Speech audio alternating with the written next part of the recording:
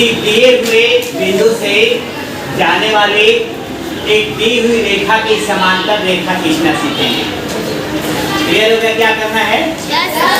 एक रेखा दी हुई है, जैसे रेखा मान लो एल रेखा दी है और एक बिंदु दिया है, बिंदु ए दिया है। हमें आज रचना क्या करनी है कि इस रेखा के समानांतर रेखा खींचनी है जो कि ए बिंदु से होकर के जा रही है। आप सब लोगों को पता है कि समानांतर रेखा किसे कहते हैं? कोई बताएगा? दो रेखा को समानांतर रेखा कब कहते हैं? वो दो रेखा जिनके बीच की दूरी हमेशा बराबर होती है। तो देखिए ये दो रेखा है, अगर दो रेखाएं हैं जिनके बीच की दूरी हमेशा बराबर है, ऐसे रेखा को क्या कहते हैं? समानांतर रेखा। यहाँ क्वेश्चन में सीखना होगा।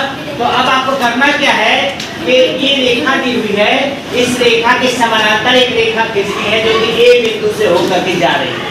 अब इसके लिए आप क्या करेंगे? देखिए इसके लिए आप करेंगे क्या कि पहला स्टेप लेंगे कि इस रेखा एल पर कोई बिंदु ले लो। कोई बिंदु मान लो, कोई बिंदु हम क्या ले लें? इस पर बिंदु बी ले लें। क्या ले लें? बी। पहला स्टेप सारे लोग करिए, सारे लोग बनाइए। ये ग्रुप क्या कर रहा है? ये बनाइए, पहले रेखा एल बनाइए और उस रेखा पर बिंदु लीजिए। इस ग्रुप के पास करिए, सारे ग्रुप जो है पहले रेखा लो और रेखा के बाद रेखा पर कोई बिंदु बी लो। पहला स्टेप समझ में आ गया? आगे क्या करेंगे देखिए, अब इस ए को बी से जोड़ दो। आप साथ साथ करते रहिए, ए को बी से जोड़िए। सारे बच्चे एक साथ करें, ए से बी को जोड़ देंगे। दो स्टेप हो गए। पहला स्टेप क्या किया है कि एल पर कोई बिंदु बी लिया है और बिंदु ए तो दिया हुआ है, इस ए से बी को हम जोड़ देते हैं। अगला स्टेप ध्यान दीजिए, अगला स्टेप किसी भी त्रिज्या का कोई चाप ले लो।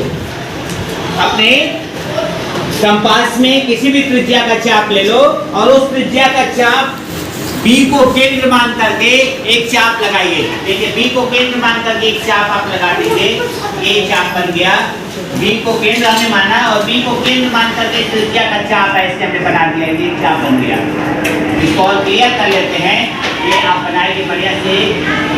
बी को केंद्र मान करके और कोई त्रिज्या लेकर के एक चाप हमें खींच दिया। यह चाप जो है इसको काट रहा है, तो किसी बिंदु पर काट रहा है, इस बिंदु को नाम क्या दे दो? सी। और इस बिंदु को क्या नाम दो? डी। ये आपका काम हो गया इतना करके। और किसी त्रिज्या का चाप लेकर के हमने एक चाप लगाया जो कि इसको सी और डी बिंदु पर काट रहा है। अब अगला चरण क्या होगा? अब उतनी ही त्रिज्या का चाप रहेगा, उस चाप को नहीं बदलेंगे, लेकिन अब ए को केंद्र मान करके, अब किसको केंद्र मानेंगे? ए को केंद्र मान करके दूसरा चाप ऐसे लगा लो। ए को केंद्र मान करके दूसरी त्रिज्या का चाप लगा लो और देखो कि ये रेखा AB को किसी बिंदु पर काटेगा। डी के बाद इस बिंदु को क्या कर लो? ई कर लो। सारे करें, सारे लोग करें, साथ साथ आप करते रहेंगे तो अच्छा रहेगा। इसको ई पर।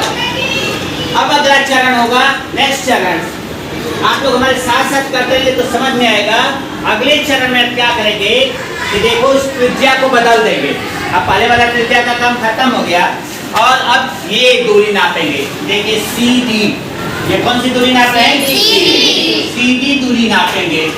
CD दूरी ये कोण को बताएगा, तो CD दूरी का, CD त्रिज्या का आप चाप ले लो।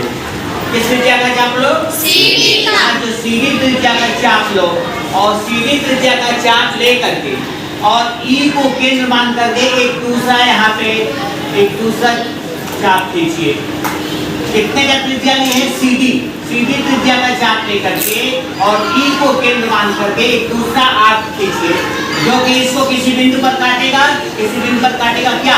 F बिंदु पर काटेगा। किस बिंदु पर काटेगा? F बिंदु मिल गया। अब क्या करिए, इस F को A से मिलाते हुए रेखा खींच दीजिए। F को A से मिलाते हुए आप रेखा खींच दीजिए। तो देखो जो FA रेखा होगी, ध्यान दीजिए, जो FA रेखा होगी वो इस रेखा के, L रेखा की क्या होगी? समानांतर। और यही हमें करना था।